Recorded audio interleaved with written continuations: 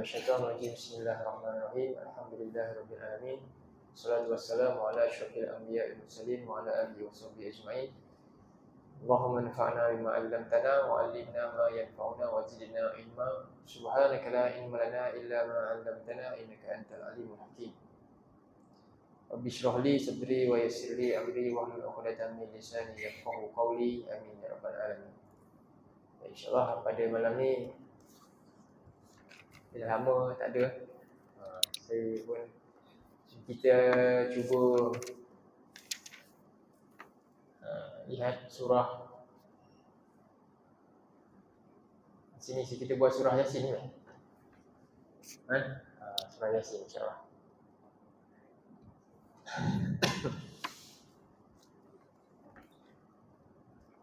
Kita buka muka surat.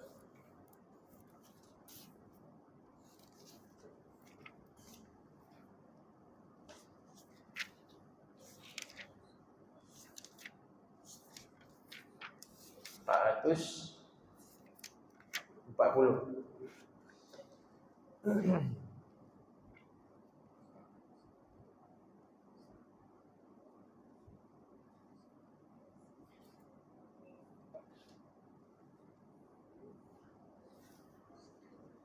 Kita baca ayat 1 sampai 5 dulu. Dan kita kupas makna dia dan terjemahkan insya-Allah. Tadabbur ayat makna dia. A'udzu billahi minasyaitonir rajim. Bismillahirrahmanirrahim. Yasin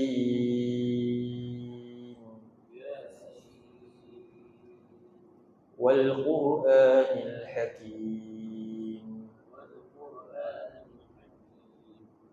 Innaka laminal mursalin ala siratin mustaqim.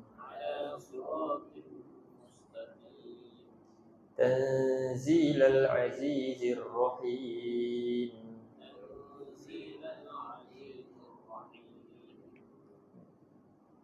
Baik, tengok sini kita ada.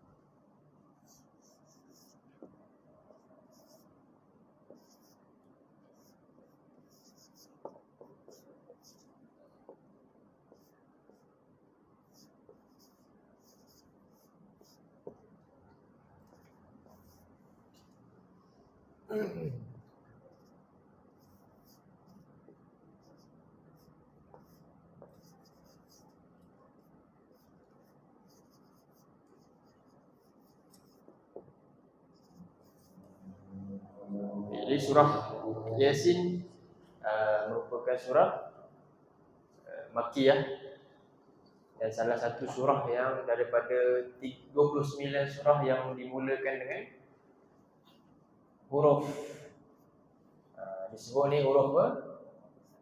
Muqatta'ah. Huruf muqatta'ah.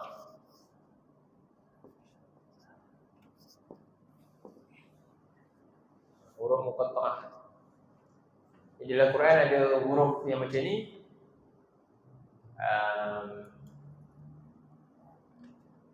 Sebanyak 14 huruf. 14 huruf. Dan iaitu huruf dia ada matan dia nassun,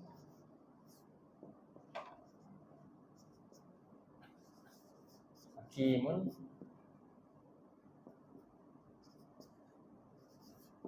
qati'un, lahu sirrun. Ini ada berapa? Cuba kira. Nun, Sad, Ha, Kaf, Ya, Mim, Qa, Alif, Qaf, Alif, Ta, Ain, Lam, Ha, Sin, Ra. Di gabungan 4 ni jadi Alif, Lam, Mim. Kita tengok Alif, Lam, Mim ada tak alif? Alif, ada Lam, ada Mim. Alif lam mim ra, ada alif lam, ada mim, ada ra. Ha mim, ada ha, ada mim. Jadi para ulama dia buat matan ni. Ini semua huruf muqatta'ah. Tahu ada berapa? 1 2 3 4 5 6 7 8 9 10 11 12 14. 14 ni lah gabungan huruf muqatta'ah. Ya sin, ya sin, ada ya kat sini. Ya, ada sin. Di nas ni dia kata apa? Nasun hakimun qati'un lahu sir, iaitu nas. Nas ni nas lah. Teks yang penuh hikmah, yang qati'un lahu sir, yang qati' ni maknanya apa? Tetap, yang benar baginya segala isi dia dan menjadi rahsia. Rahsia daripada rahsia siapa? Allah Subhanahu Wa Taala. Nas yang penuh hikmah, yang benar, yang menjadi rahsia siapa? Rahsia Allah. Ini jadi huruf surah yang keluar dengan huruf muqatta'ah ni ada berapa surah? Ya, ada 14, ada 29 surah. Dalam Quran ada 29 surah yang mula dengan huruf muqatta'ah. Boleh kaji, tengok buka surah Yasin, surah Al-Baqarah, Alif Lam Mim. Kemudian kita boleh semak satu-satu. Jadi ada 29 surah yang dimula dengan huruf muqatta'ah, dan ada sebanyak berapa huruf muqatta'ah? 30. Ada 30 huruf muqatta'ah ni dalam Quran. Ada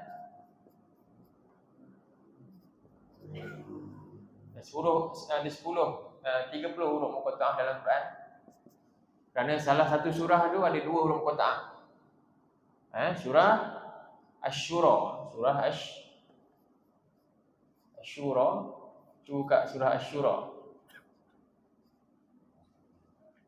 Asy-Syura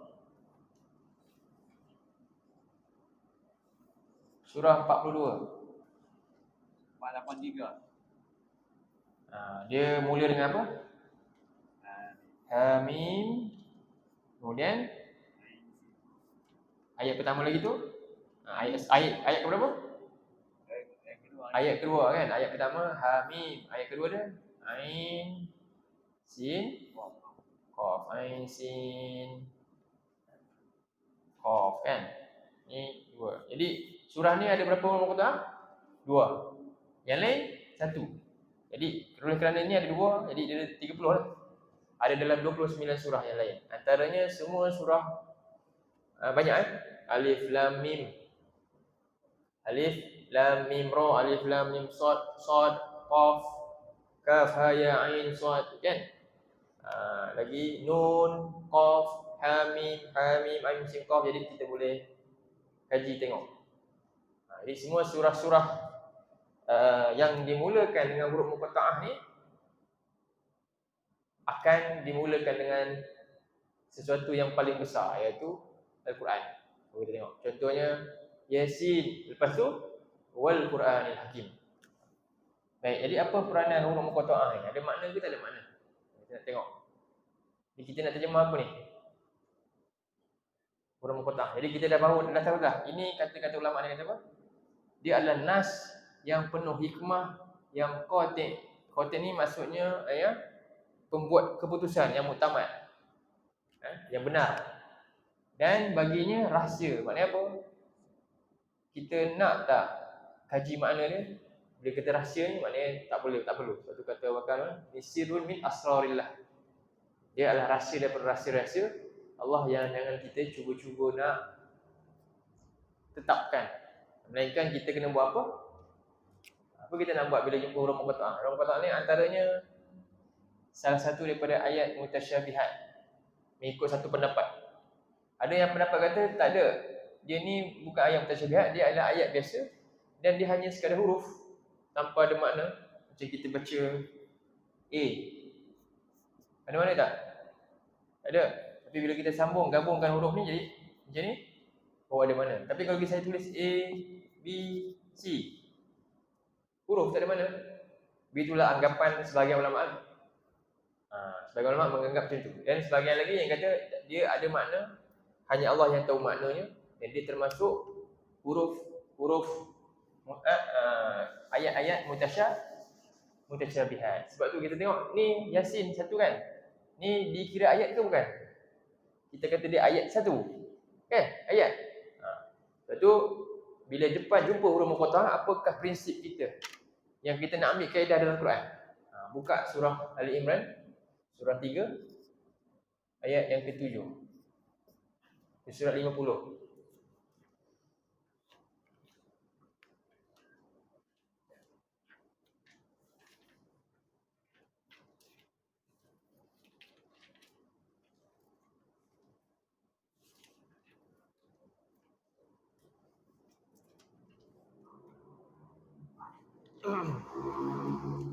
Surah Ali Imran ayat 7. Panjang sikit ya. Ayat. A'udzubillahi minasyaitonirrajim.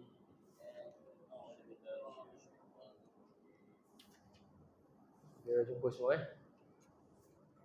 Huwallazi anzala 'alaikal kitaba minhu ayatun muhkamatun hunna ummul kitabi wa ukharu mutasyabihat. Huwallazi anzala 'alaikal kitaba minhu ayatun hunna ummul kitabi فأما الذين في قلوبهم زيغ فيتبعون ما تشابه منه ابتغاء الفتنة وابتغاء تأويله فأما الذين في قلوبهم زيغ فيتبعون ما تشابه منه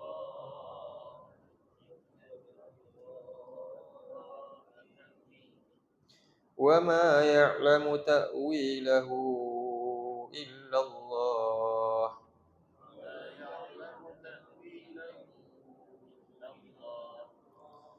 والراسخون في العلم يقولون آمنا به كل من عند ربنا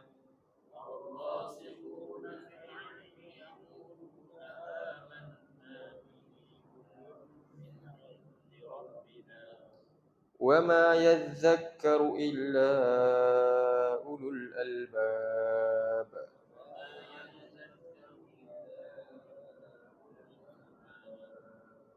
Kita tengok ayat ni, Allah sebutkan huwallazi anzala 'alaikal kitab. Dialah yang telah menurunkan kitab ini kepada engkau, iaitu Nabi Muhammad sallallahu alaihi wasallam. Jadi kitab ni minhu ayatun muhkamat. Jadi dalam Quran ni ada berapa jenis ayat? Ayat dalam Quran ni ada dua jenis. Satu nama dia apa? Muhkamat. Ayatun muhkamat. Dan inilah ayat yang paling dikata apa? Ummul kitab. Ummul kitab, ayat yang paling utama, induk ummul kitab. Kemudian wa ukharu mutasyabihat.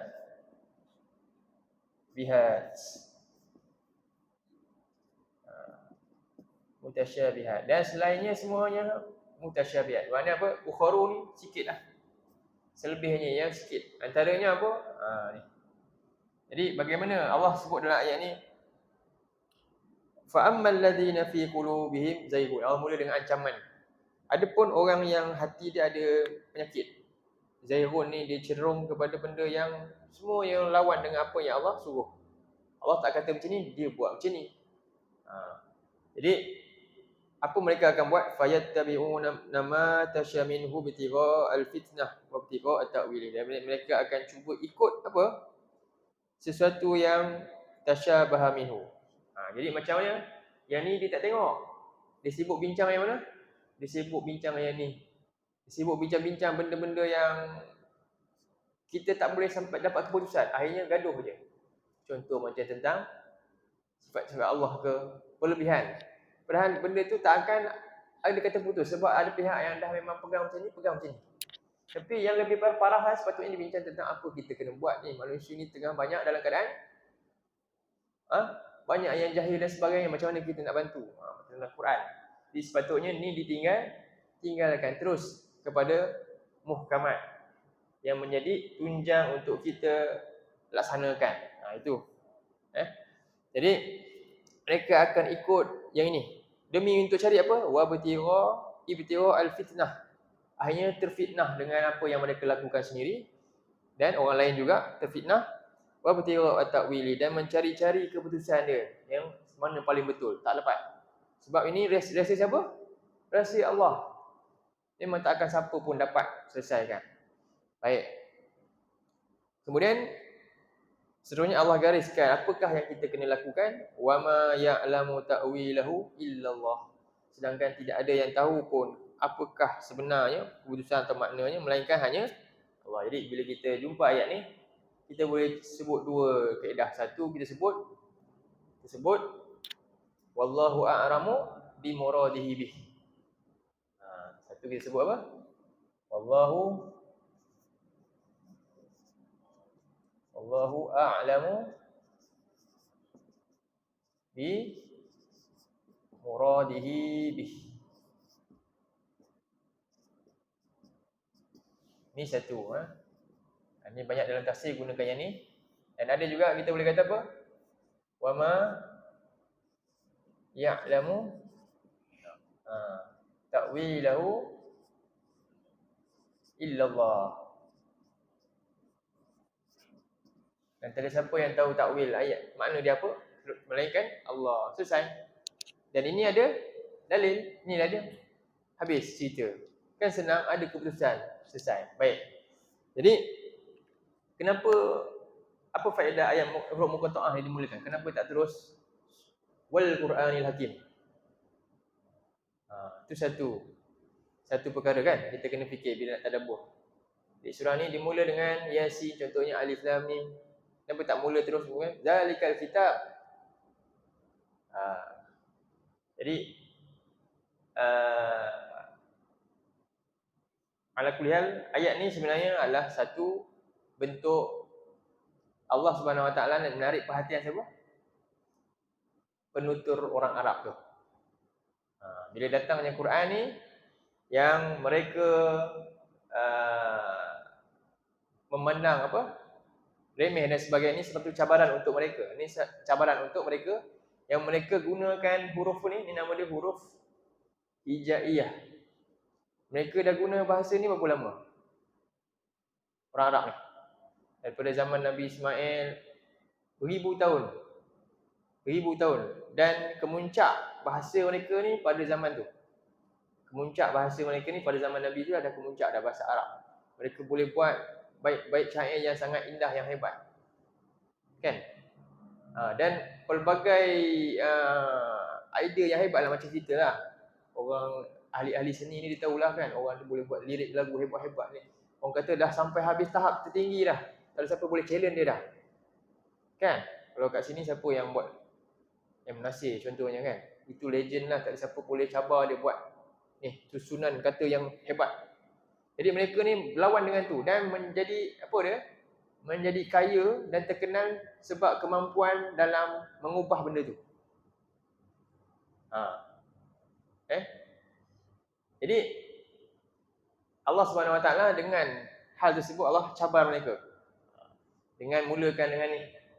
Sebab apa? Sehebat mana pun mereka ni, sepanjang mereka gubah syair mereka dalam bahasa Arab tu, tak pernah pun mereka mula dengan macam ni. Jadi ini satu yang akhirnya menyebabkan tertariknya perhatian orang-orang yang sombong tadi. Jadi ini nak menarik perhatian siapa? Orang yang sombong. Nak menundukkan mereka tadi, yang sombong tak nak dengar tadi. Jadi attract mereka nak dengar apa yang disampaikan oleh Nabi SAW. Antaranya macam dalam surah Yasin ni lah. Jadi apakah hikmah daripada huruf muqatta'ah ni? Menarik perhatian orang-orang yang Arab yang sombong ni dan nak menundukkan keegoan mereka. Nak tundukkan keegoan mereka. Dan juga apa faedah pada kita pula? Tadi tu orang Arab, kita pula Kita pula macam mana?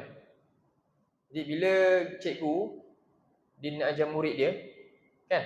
Datang awal-awal lagi murid dia kata, yang siapa dia ni nak ajar aku? Mula-mula lagi dia dah apa orang kata? Pandang lekeh dah, kan? Jadi Allah SWT nak didik kita. Pertama sekali kita kena buat apa? Bila sebut mula-mula lagi Yasin je, kita pun dah tak tahu dah. Menunjukkan apa? Kita kena rendahkan diri kita dah. Jadi kamu sekarang ni, kamu tahu tak kamu ni jahil? Kamu boleh cakap ni apa? Kamu boleh sebut je, tapi makna dia tak tahu. Jadi ada benda yang aku nak kamu tahu dan ada benda yang aku tak perlu kamu tahu. Jangan sibuk. Yang aku nak kamu tahu lepas ni, perhatikan. Jadi ini penting untuk kita menuntut ilmu ni. Mesti apa? Letakkan diri kita apa? Tak tahu baru boleh masuk. Kalau kita awal-awal dah macam rasa tahu, akhirnya apa? Kita tak akan dapat apa-apa. Itu faedah dia. Sebab tu daripada sini kita ambil sikap siapa? Sikap malaikat. Dalam surah 3, surah 2 ayat 32.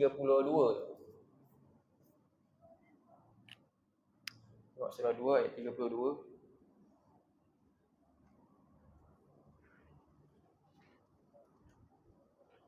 Tengok malaikat kata ketika mana Allah Subhanahu Wa Taala menciptakan Adam, kan, masa tu. Setelah Allah ajarkan Adam yang ilmu, lalu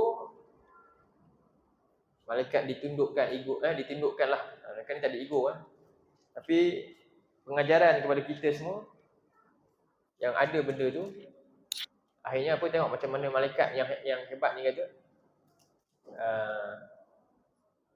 Subhanaka la ilma lana illa ma 'allamtana innaka antal alimul hakim. Jadi dua benda ni kita boleh belajar kat sini. Dengan Yasin ni, dengan huruf muqatta'ah ni, kita boleh baca dua ni. Apa dia? Pertama kita kata wa ma ya'tawi, mengalah dengan ayat ni, tak payah sibuk. Wa ma ya'lamu ta'wilahu illallah. Yang kedua, subhanaka la ilma lana, maha suci Allah, tidak ada sebarang pengetahuan bagi kami illa ma 'allamtana, melainkan apa yang Allah ajar kita je. Yang ni tak payah, kita tak akan tahu. Innaka antal alimul hakim, surah 2 ayat 32. Baik. Jadi setelah cerita ni, kita pindah kepada ayat yang kedua. Wal Qur'anil Hakim. Ini kita nak terjemahkan. Wal Qur'anil Hakim.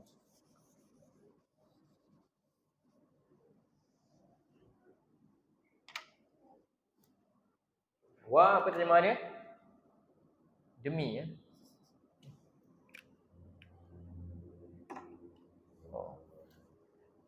demi. Al-Quran ni, Al-Quran Al-Hakimi. Jadi kat sini ada yang. Hakimi penuh hikmah. Ini Al-Quran yang penuh hikmah.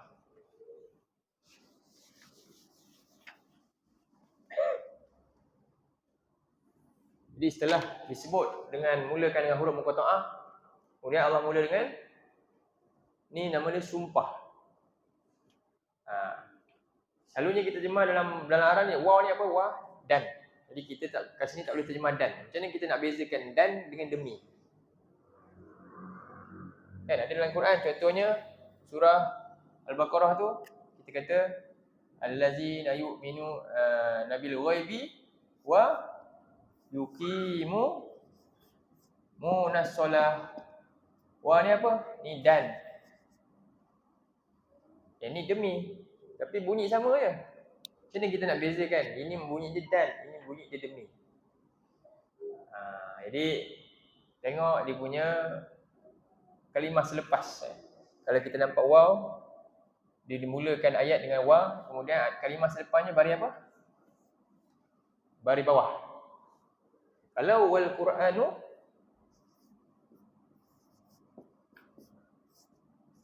ini waw apa? Terjemah apa? Terjemah dan lah.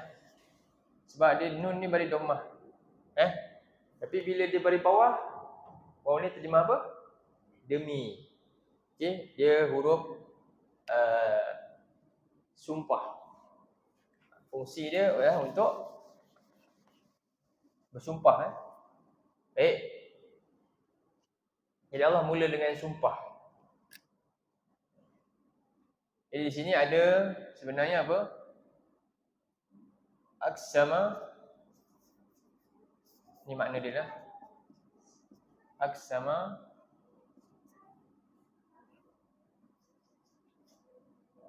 subhanah bi al-Quran. Bil Quran.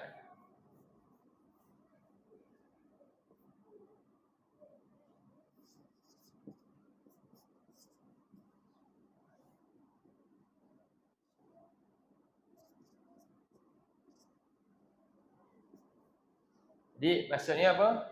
Allah Subhanahu wa taala bersumpah dengan Al-Quran. Allah Subhanahu wa taala bersumpah demi Al-Quran. Sini ada maksud ni. Allah bersumpah demi Al-Quran. Jadi apa kepentingan sumpah yang kita bincang? Kita biasa baca ni. Tapi sekarang ni kita nak tahu dengan yang kita baca selama ni wal Quranil Hakim, kenapa Allah sumpah demi Quran? Kenapa Allah sumpah? Jadi bila jumpa sumpah, banyak tak dalam Quran ada sumpah? Allah sumpah demi apa lagi? Wal asri. Wal asri. Lagi? Wal fajri, wad duha, wal lail. Banyak. Kenapa ada ayat Allah sumpah, ada ayat tak ada sumpah? Ke sama je? Kita pun baca sekali lalu, sama je, tak ada beza. Dapat tak apa-apa nilai daripada Quran yang boleh bentuk perasaan kita sesuatu? Itulah tadabbur. Dia nak bentuk perasaan dalam hati kita bila baca ayat tu. Macam kita baca novel kan, kita baca buku kan, dia ada quote dia ada, oh ini dialog dia ada, ketika climax dia macam mana. Macam mana nak tahu tu? Macam mana nak dapat? Itulah penting kita tadabbur tu. Jadi kita nak ambil sikit ayat ni faedah. Contohnya sumpah. Bila kita sumpah? Kita mula dengan pertanyaan. Pernah tak sumpah? Ke jarang? Siapa pernah sumpah lagi? Masuk mahkamah selalunya baru sumpah kan? Jadi sekarang ni masuk mahkamah selalu baru kita sumpah. Kita biasa-biasa tak sumpah. Maknanya kita tak pernah lalui apa dia? Benda yang berisiko lah kan? Benda yang serius lah maknanya tu. Jadi sekarang ni tak masuk mahkamah ni kita baca sumpah. Menunjukkan apa? Kenapa perlu sumpah? Soalan dia, kenapa kita perlu ada sumpah? Apa beza bila sumpah dengan tak ada sumpah? Jadi sumpah ni diperlukan bila? Jadi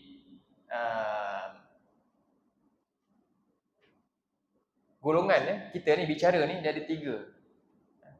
Dia ada tiga jenis. Satu nama dia khaliyu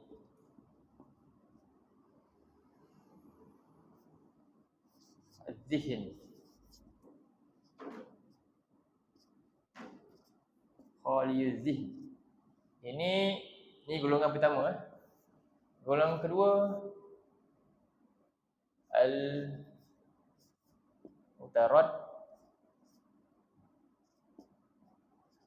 didun. Al-mutaraddidun. Dan yang ketiga al-munkir.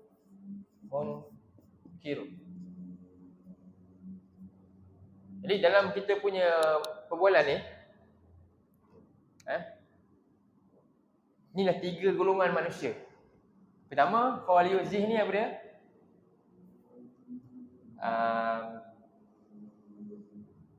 Apa dia? Golongan yang kata terima bulat-bulat. Bila maklumat sampai, golongan ni diterima bulat-bulat. Yang kedua, golongan ni dia sebab apa? Ragu-ragu. Yang golongan ketiga, tolak maklumat. Di dalam perbualan manusia ni, bila disampaikan maklumat, ada tiga jenis golongan. Itu je, tiga ni, tak ada lebih. Tiga ni, kalau belajar ilmu balaghah, tiga ni je. Jadi golongan khaliyu zihn ni dia hanya perlukan Jenis ayat macam mana? Dia hanya perlukan ayat biasa, penyata, ayat penyata je, khabar biasa. Sedangkan yang ini dia perlukan taukid, penegasan. Ini perlukan penegasan. Yang ini hanya perlukan penyataan saja. Dan yang ini perlukan penegasan dan apa lagi? Ancaman. Lagi dahsyatlah. Perlu cara nak sampaikan golongan ni dia macam ni. Dia sekarang bila Allah sebut wal Quranil Hakim, antaranya macam mana? Jadi dua unsur ni. Bagaimana cara tegas? Antaranya dengan sumpah. Perlu ada sumpah. Contohnya lah kita dituduh. Perlu buat apa? Tuduh benda yang tak baik kan? Kita tak buat. Dan orang pun kita kata orang tu pun tak percaya. Jadi kita kena buat apa? Antaranya sumpah kan? Baik. Jadi dalam ayat ni satu lagi nak tunjuk benda tu penting. Menunjukkan apa? Wal Quranil Hakim. Allah nak kata demi Al-Quran yang penuh hikmah. Menunjukkan apa? Quran ni maknanya sampai Allah kena sumpah menunjukkan apa? Ramai yang duduk golongan mana satu? Boleh dapat dah? Saya ingat nampak. Quran ni kan Allah sumpah demi ni. Ni sumpah besar kat sini. Sumpah. Menunjukkan Quran ni semua terima bulat-bulat ke ramai yang ragu-ragu dan tolak sebenarnya. Sampai Allah kena sumpah dengan Quran.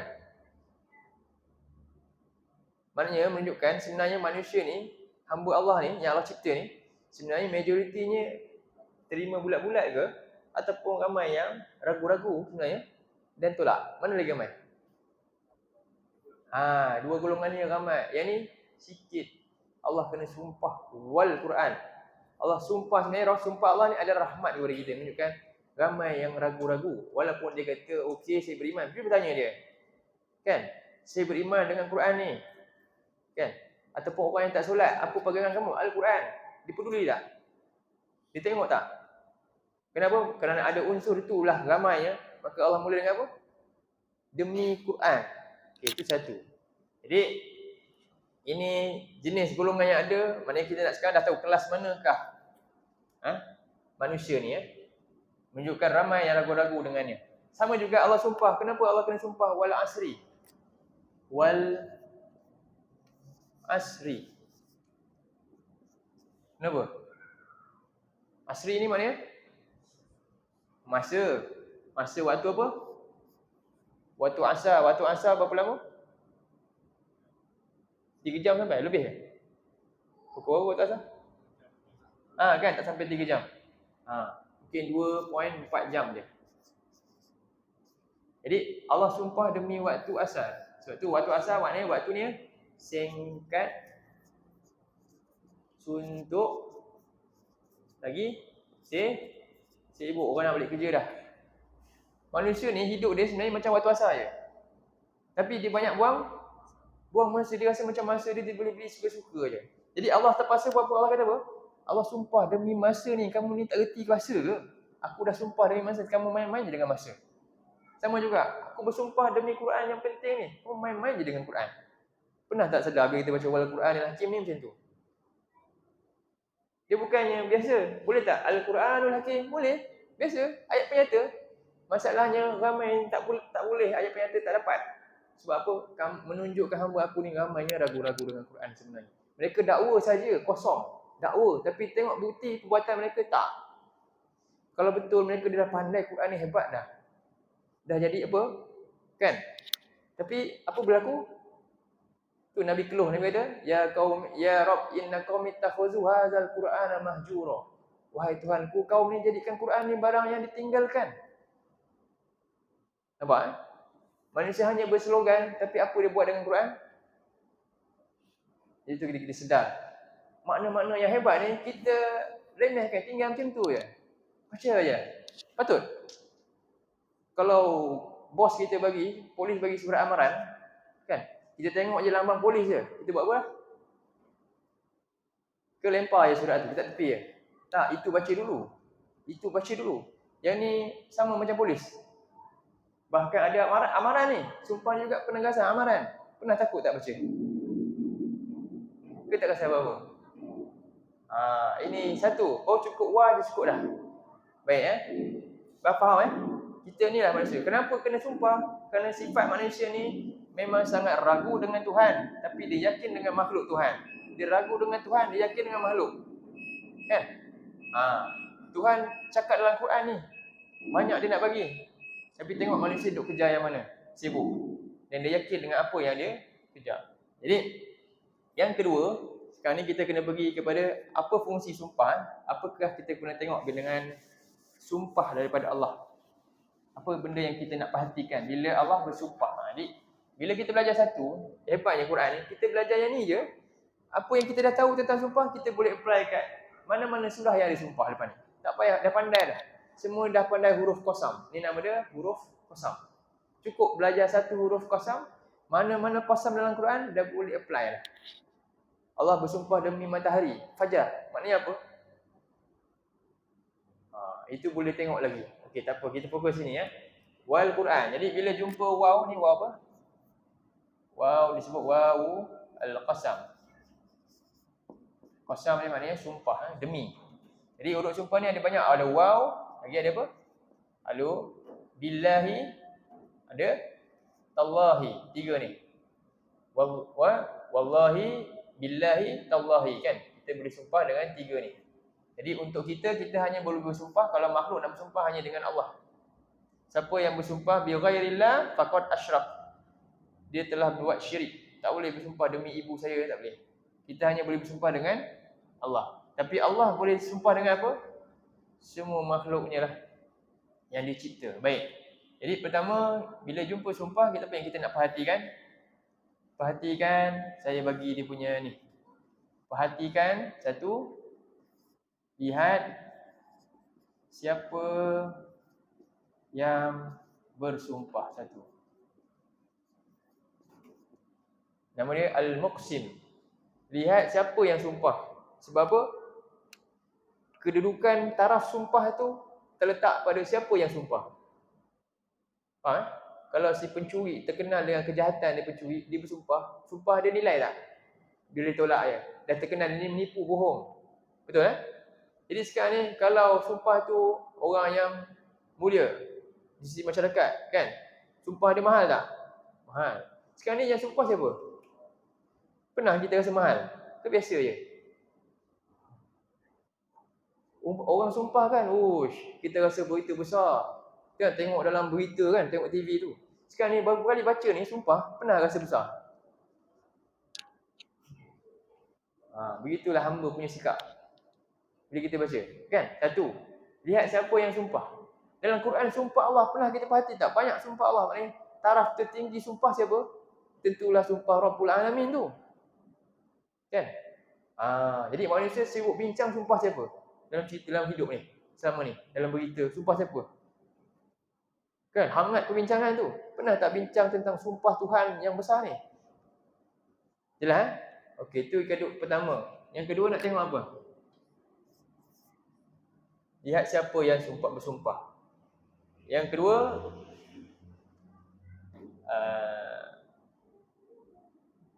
lihat apa yang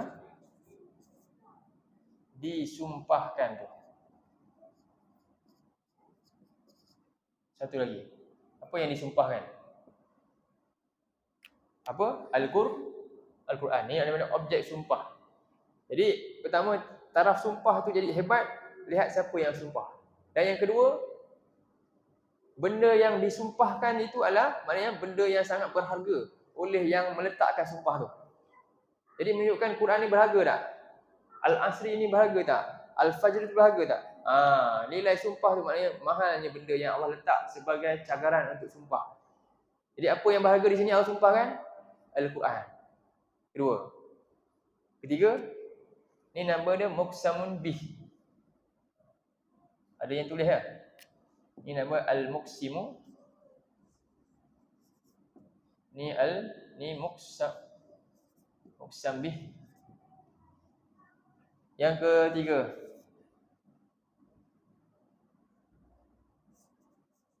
lihat perkara apa yang disumpahkan tu, isu dia. Jadi kat mana nak tengok? Ni. Okey, yang ketiga yang ni. Apa yang disumpah? Iaitu Allah nak cerita sebenarnya lepas Allah sumpah dengan ni, Muhammad ni kamu tak yakin yang ni benar Rasul? Seolah kamu rasa dia ni macam siapa? Macam tokoh-tokoh cerita-cerita hikayat saja. Kan? Macam tokoh-tokoh sejarah biasa saja. Jadi Allah sumpah ni, Allah bawa siapa? Perkara yang nak disumpah sebenarnya Allah cerita tentang innaka laminal mursalin. Okey. Ni tiga ni perkara tentang sumpah yang kita boleh perhatikan. Jadi bila bersumpah pentingnya tengok ni. Okey. Jadi kita dah nampak Allah bersumpah demi apa? Demi Al-Quran. Bermakna sumpah ni sumpah yang sangat besar, menunjukkan Quran ni sangat penting. Okey. Jadi apa sikap manusia dengan kitab Allah Al-Quran? Cuba buka surah 25 ayat 27.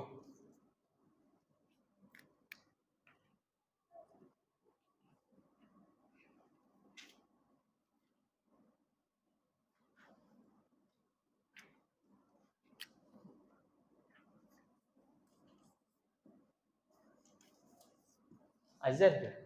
Dah lepas azan. Tahu sikit satu lagi Okay, kita tutup dengan ayat ni lah. 362. A'udzubillahi minasyaitonirrajim.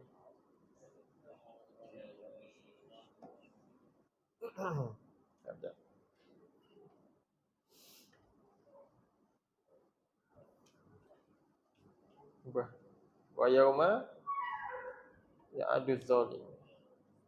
Ayat 27.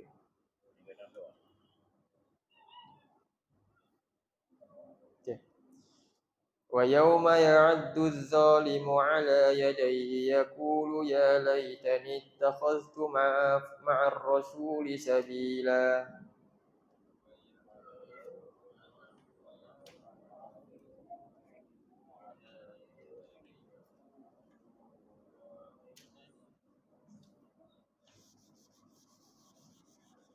Okay, jadi ini Allah SWT ceritakan tentang orang yang zalim.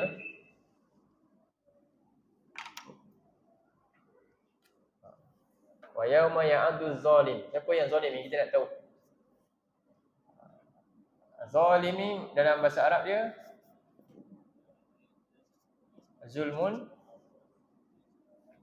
Maksud dia apa? Orang yang akan, maksud dia gelap. Dan maksud dia wadu'a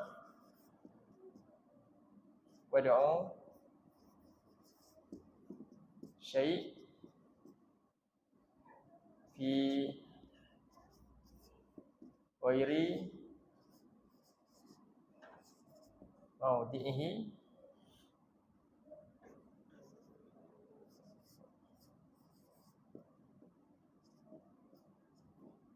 tasu anhu. Ini maksud zalim. Iaitu orang tu dia letak sesuatu bukan pada tempat yang telah dikhususkan untuk diletakkan terhadapnya. Ini nama dia zalim. Faham Wadu'u syai', meletakkan sesuatu fi ghairi mawdi'i, pada tempat yang bukan tempat dia, al-muqtassu bihi, yang telah anhu, yang telah ditetapkan untuk letak sini. Sepatutnya kamu letak dia kat sini. Dia ambil, dia letak tempat lain. Itu nama dia zalim. Sekarang ni, kenapa Allah kata berkaitan dengan apa ni? Ni zalim tentang apa? Last sekali, ayat dia 30. Zalim meletakkan Al-Quran ni tempat yang lain. Quran sepatutnya kat sini. Kamu zalim. Kamu tolak, kamu letak tempat lain. Sebab tu Allah kata, pada hari ini, orang-orang yang zalim ni, dia menyesal tengok keadaan tu. Dan dia kata apa? Alangkah baiknya kalau aku ni ambil jalan Rasul. Rasul bawa apa? Rasul bawa Quran. Al-Quran yang hakim, innaka la minal mursalin. Kau yang bawa Quran ni, kau ni Rasul. Kan? Jadi, orang zalim, apa dia? Orang yang letak Quran bukan pada tempat dia. Dia orang Islam tapi tak pedulikan Quran ni. Dia letak Quran pada bukan tempatnya. Dia boleh belajar berkitab-kitab ni. Tapi bahasa Inggeris, bahasa apa? Jepun, semua dia boleh kan? Tiba-tiba dia orang Islam. Kalau kafir lain lah. Tapi apa berlaku? Kitab Allah dia letak kat mana? Pernah tak dia fikir? Dia rasa bersalah. Dalam keadaan dia tak rasa pun bersalah benda tu. Inilah tipu daya syaitan yang dah kena pada orang macam tu. Kan? Dia menyesal. Lalu apa dia kata? Ayat yang ke-28. Ya wailata laitani lam attakhiz fulanan khalila. Akhirnya mula-mula tadi dia hanya berangan-angan kosong. Tak dapat nak buat dah. Lalu akhirnya dia cela diri dia. Sebab angan-angan dia dah tak boleh lagi jadi kenyataan dah. Jadi alangkah celakanya aku, alangkah baiknya kalau aku dulu kat dunia tak ambil si fulan ni sebagai teman aku. Apa yang fulan ni buat? Laqad adallani an zikri. Sesungguhnya dia telah pun menyesatkan aku, menjauhkan aku daripada apa? Az-zikri. Apa makna az-zikri dalam terjemahan tu? Az-zikri tu makna dia? Dalam terjemahan dia kata apa? Peringatan. Az-zikri dalam ayat tu tafsiran dia Al-Quran lah. Az-zikri dalam ayat ni maksudnya Al-Quran. Cuma kenapa tak disebut laqad adallani anil Quran. Tapi anil zikri, kerana itulah intipati Quran. Dalam tu ada peringatan. Sesungguhnya dia telah pun menjauhkan, menyesatkan aku dari peringatan Quran ni. Bila peringatan Quran datang ke aku. Macam mana datang? Berkali-kali kita ulang baca. Peringatan tu datang. Kita buat apa? Tak ambil peduli pun. Tak tahu. Apa peringatannya Allah siap sumpah. Allah bagi ancaman dengan azab yang menakutkan. Tapi manusia tak rasa gerun yang tu. Tapi bila dia tengok berita, dia rasa takut. Makanan tak ada, tak makan kan. Dalam ni berita lebih dahsyat. Dia akan masuk ke alam yang lebih dahsyat, neraka tu. Tapi dia tak lalu pun. Tapi dalam tu berita tentang dahsyat dunia ni, dia bimbang, dia sibuk yang tu. Sedangkan semua akan mati juga. Yang lebih dahsyat dia akan pergi sana. Berita kat sana tu kat mana? Dalam ni. Zalim tak? Zalim pun tak zalim. Dia pentingkan berita tu sampai takut bukan main. Nanti dia akan pergi ke sini. Dia zalim, dia tak bukan pada tempatnya. Tempat dia nak pergi ke sini. Tapi dia sibuk takut ke situ. Itulah manusia ni. Jadi akhirnya apa? Wa kana syaitanu lil insani khuzula. Dan syaitan ni memanglah akan menjadikan manusia ni menyesal pada saat-saat akhirnya. Jadi apa Nabi lihat keadaan ni, Nabi boleh tolong tak? Ini ayat ni cerita Nabi, orang macam ni Nabi tak boleh tolong. Nabi kata dalam ayat ni apa? Waqala Rasul. Nabi hanya boleh bagi tahu report pada Allah. Hanya membiarkan keadaan tu tak boleh buat apa? Sebab apa? Ya Rabbi, Nabi kata, wahai Tuhanku, kenapa ni? Nabi hanya lihatnya. Inna qaumi takhuzu hadzal Qur'ana mahjura. Wahai kau Tuhanku, masa dulu aku dah tinggalkan Quran ni dah. Kaumku jadi Quran ni mahjur. Apa dia? Barang yang diabaikan, ditinggalkan, diacuhkan. Dia tak ambil peringatan Quran. Tapi peringatan engkau dia tak ambil. Peringatan makhluk-makhluk engkau semua dia ambil. Itulah dia orang yang zalim. Jadi kita nampak zalim ni dengan manusia kan? Ya, yang paling besar zalim dengan siapa selama ni? Zalim dengan Allah lagi besar. Bila kita letak Quran bukan pada tempat sepatutnya. Inilah kitab panduan peringatan hidup kita. Yang ada jadi qudwah hidup kita pimpinan. Tapi Quran bukan lagi jadi pimpinan bila kita tak faham dia dah. Apa yang pimpin kita? Amani, angan-angan kosong yang pimpin kita.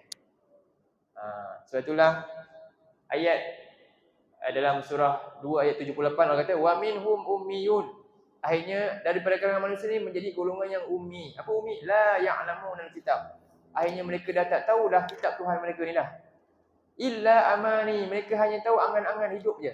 Sebab apa? Dia tak tahu tentang akhirat ni dah. Angan-angan hidup dia sibuk dengan tu. Wa inhum illa yadunnun. Akhirnya hidup mereka dalam apa dia? Tanpa keyakinan yang sebenar. Itulah kesan daripada apa? Ragu-ragu dan menolak ayat-ayat Allah ni tanpa sama ada secara sedar atau tidak sedar. Kerana itulah Allah mula dengan apa ni surah Yasin? Demi Al-Quran, menunjukkan ramainya ragu dengan peringatan Quran. Okey. Cukuplah dulu surah Yasin kita. Kita akan masuk surah Yasin. Lepas ni ingatlah, inilah kelas kita surah Yasin. Kita mula dengan sambung sikit nanti. Apa makna hakim ni? InsyaAllah. Kita bincang hari ini huruf muqatta'ah dan sumpah dan Al-Quran. Dah fahamlah kenapa sumpah? InsyaAllah. Qul qauli hadza wa astaghfirullah azim li wa lakum. Allahumma ja'al hadza jama'ana jama'an marhuma wa tafarraqna min ba'dihi tafarraqan ma'suma. Allahumma inna na'udzubika minal arba' wa min ilmin la yanfa' wa min qalbin la yakhsha' wa min nafsin la tashba' wa min du'a'in la yusma'. Allahumma ja'al al-Qur'ana rabi'a qulubina wa nura sudurina wa jalaa'a ahzanina wa dhahaba humumina wa ghumumina.